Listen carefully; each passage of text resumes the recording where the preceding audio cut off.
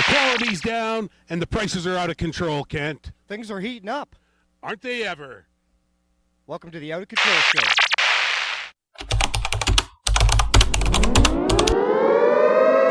Welcome to the Out of Control Show with Rusty J and Kent C. Straight. It's about to get dangerously dangerous. What's out of control, Kent? Where's it out of control? How's it out of control? And why is it always out of control, Rusty? Well, I'm going to tell you today, Kent, things are quite out of control in our food sources that Our food we chains. get. You betcha. We're talking quality. We're talking quantity. What are we talking? We're talking, quality, some ingredients that you and I will definitely probably never be able to pronunciate. And these things that they're putting in there and the prices, bro, they're going through the roof. And we're suffering a little shrinkflation. I mean, I was swimming in cold water, I swear. Well, that's right. Aren't we all? We're all kind of sinking, and some of us are sinking harder than others. I like how you ran with that. That was good. I like that. Look at you. Yeah, well, as we all know, the last definitely 3-4 years, probably since the pandemic, we've had out of control spending, which has ratcheted up inflation, the cost of goods. And within that time, the population of our country has grown faster than normal. That's right. Everybody's putting struggling. Pressures everywhere, including right. our food industry. Well, our food industry is definitely squeezing out the people, really, like the excess prices. And I get it with all the extra increase in carbon tax and increase, and that just spreads along every industry with gas and what foods and services the cost it is to get it to us. But at what cost do these companies start still making record profits? Do they keep their profits high at our expense? And then to cut those costs and keep those profits going, do they cut corners and start using chemicals that I don't think are fit to be in the food chain, and just so that it drives up their profits and the quality goes down? And we're at a point now where do we know what we really are eating there, Kent? Not all the time, bud. Not all the time. Now, weren't you telling me about some app that can tell you the ingredients of almost every product? What was that again? Yeah, folks, it's called Yuka, and I suggest everybody use this tool, this app. It's free, and it's quite amazing. Now, if it's correct, Kent, and it ain't, how can you say, lying to us or because in this day and age, it's hard to believe everyone, but if it is correct, it's a great tool to ensure that you're getting the best bang for your buck when it comes down to healthy choices and stuff that you can avoid and we should all avoid. And some of that stuff that I used today was quite amazement that it got a real low grading, if not some of it's zero. Really, like we're talking, and it's a out of 100 scale. And everything closer to 100 is where you want to be in the good to excellent food range.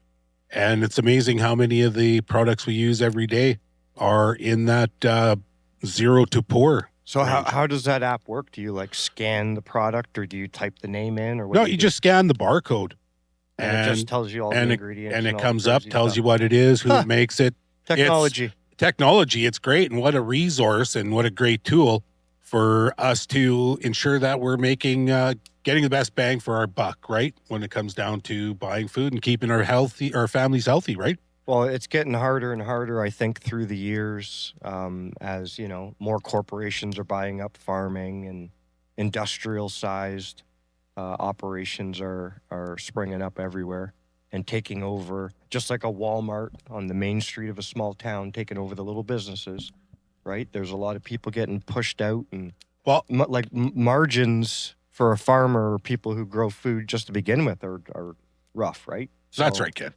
And now with all these pressures from carbon taxes, industrial carbon taxes, various fertilizers, bans, different laws, It all adds up, Kent, and at the end of the day, the consumer pays. And because of that increase, I think these companies start taking start cutting some corners and start adding things that really maybe they shouldn't be adding or spraying. Look what's happening right now in New Brunswick and Nova Scotia with the fires, and now all of a sudden they want to spray a part of the forest with glyphosate to kill everything and dry everything up so that it betters their forest management program. And I don't know how that betters anything by spraying poison. And it wouldn't be just on trees, it'd be on every living being or living thing in that area. That's a chemical to dry, like as a drying agent? That's right. Well, what it does is it kills everything and it dies and everything dries. That's what they spray on everything. We'll have to put something up for that's that. That's right. Glyphosate. Look it up. That's what they spray on our crops on at the end. Like when they're done, they kill the crops and then they basically harvest it, right? Because they ensures that it's as dry as it can, and it makes it easier to separate the seeds from the stalks, right? In processing when they harvest. So, and that's just the start of it. That's not manufacturing processing. That's right. All the dyes and preservatives, extras, and that's right, that they add to this, and it's a serious problem. And I think we are what we eat, Kent, and I think a lot of our problems could be stemming from our poor food source. And like to eat natural foods right now, Kent, it comes with a price, and with the acceleration of inflation, people can't afford that. And you know what's funny choices are expensive. Is the stuff that we think are healthy and really turn out to be not very healthy because of all the extras they're spraying it. And now you hear rumor that they want to be vaccinating all our food so that for the people who are hesitant will be vaccinated anyway. Now, man, if there's a bunch of cows protesting in Ottawa, I'm totally joining in. That's right. Totally joining in.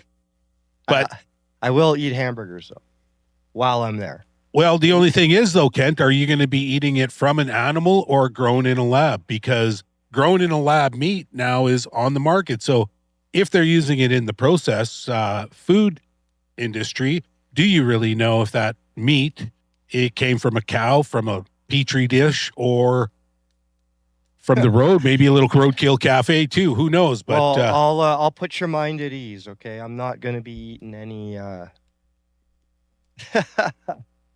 medically procedured. Well, I guess we all are, though, aren't we? How do you know? How do you ensure exactly. that when you're eating your pepperoni, as my mouth is moving, my brain goes, "Wait a minute."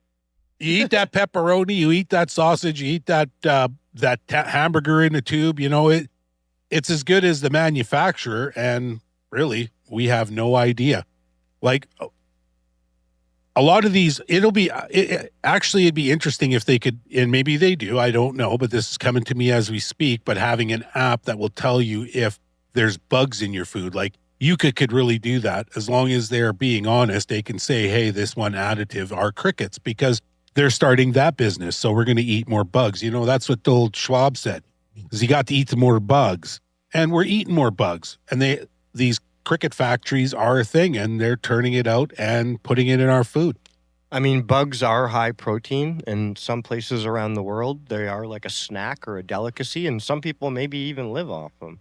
Right. They but it's not normal for a North American diet. I mean, in a pinch or hard times, I guess you could eat what you had to eat if you cooked it right, I guess. Right, but it's not on the top of my list of things to do, bud. And is it healthy for us?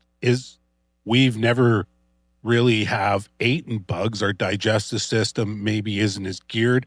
Like, let's face it, you go to India and you eat their food, you're going to probably spend the first couple of weeks of that or most of that vacation on the toilet because your gut biome can't handle it. Yeah, our gut health That's right. Definitely gets so used now to. They're introducing all these exotic stuff, and like use that app. Like some of the stuff you can't read, and it's either a carcinogen, kills cardiovascular health, gives you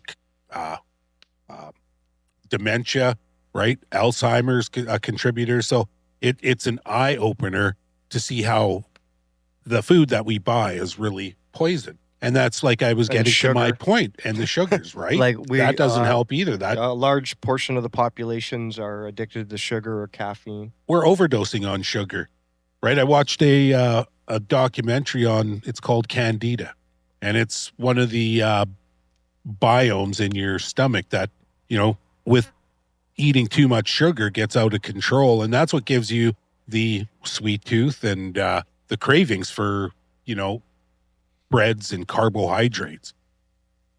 So knowing all this, and it's funny if you watch that, it's called America's Greatest Parasite, I believe is what the video is. And it's very informative on how it gives you a history lesson on the food processing industry and how we went from using fats for flavors to sugars. And, it's well known now that a can of soup has about the same amount of sugar as a can of pop, right? And why? Because it makes better taste and it's a good preservative. The unfortunate thing is when you can only afford that and you eat that on a regular basis, Kent, it messes with people.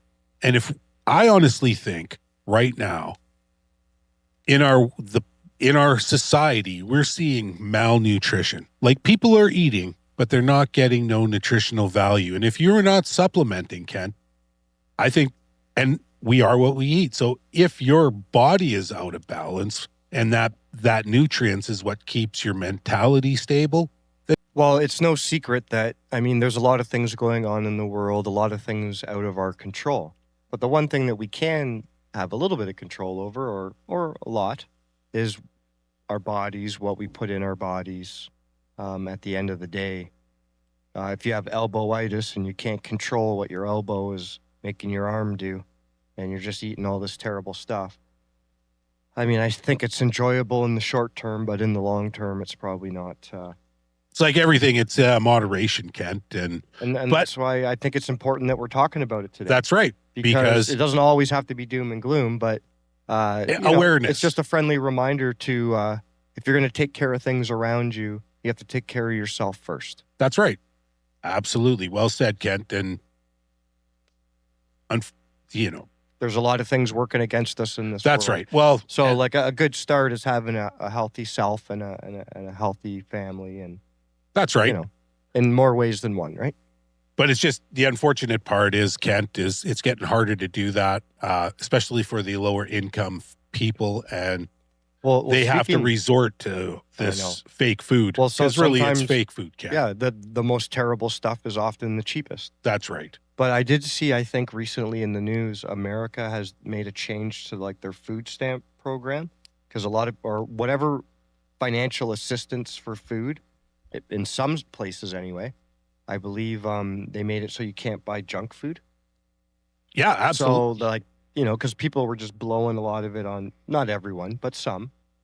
You're getting government assistance maybe to feed your family and you're making some pretty bad choices when it comes to just filling the cupboard with pop and chips. Well, living in northern Canada, right? We don't see the excessiveness, but recently my mate was in Salt Lake City and she couldn't believe the amount of fast food joints. They were like, they were everywhere, she said.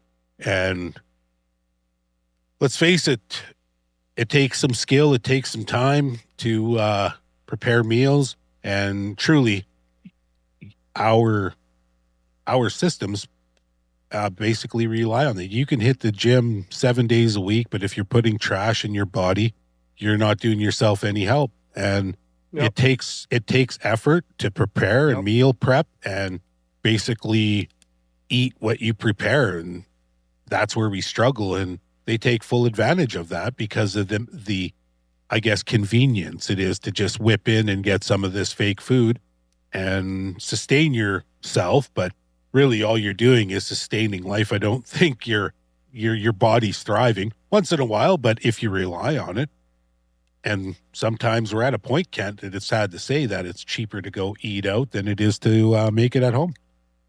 Yeah, it's getting to that point, but yeah, really, we just wanted to, we talk about a lot of things, but really we just wanted to say, think about yourself too sometimes. And look at what you're putting into your body. Try out this app. Try it out. Go to I urge everybody to go to the grocery store and do some scanning. Check what you're putting in your body and go from there. Awesome. Well, you folks take her easy. All the best.